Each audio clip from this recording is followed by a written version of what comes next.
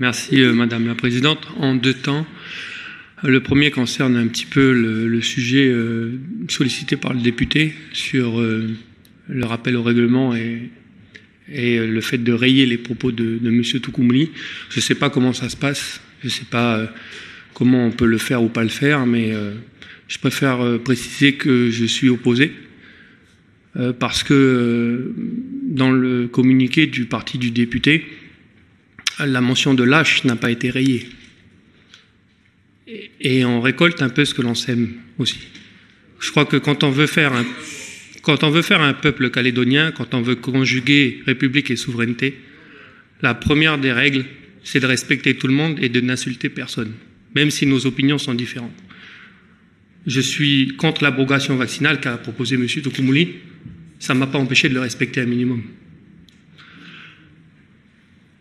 Donc, conformément à notre position, Génération NC, on considère que cette obligation vaccinale est aujourd'hui contre-productive et qui n'est pas prête.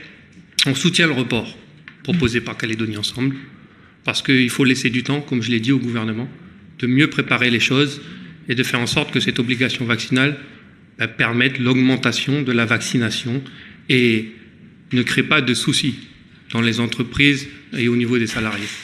Donc, Monsieur le Président du gouvernement, on vous l'a déjà assez dit, mais on vous soutient dans la démarche de nous proposer une solution jusqu'au 28 février et on va soutenir le fait de vous laisser du temps pour le faire.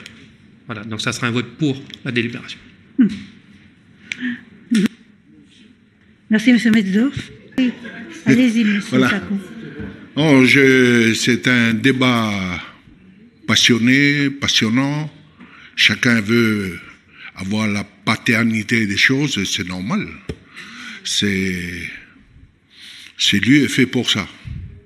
Sauf que je voulais rappeler que nous avons une chance, c'est que nous avons un exécutif collégial.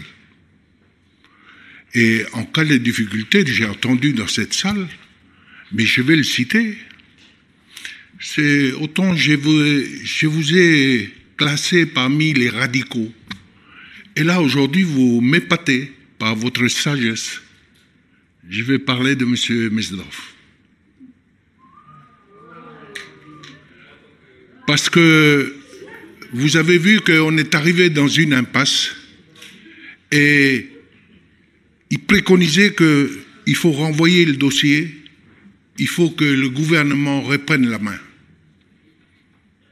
Parce que là où on s'est accroché, autant on était pour la vaccination obligatoire.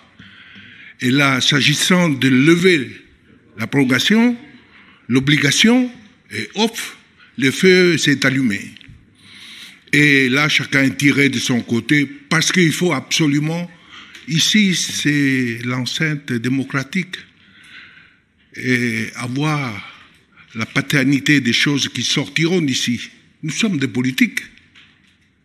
Mais quand on arrive à de telles tensions, nous avons une chance, c'est notre gouvernement collégial. Le produit qui arrive ici, dans cette enceinte, ça a été discuté, refait, c'est défait. Et quand il arrive ici, c'est un produit consensuel. Tout le monde se retrouve dans ce gouvernement. Donc, voilà un peu les choses que je voulais dire.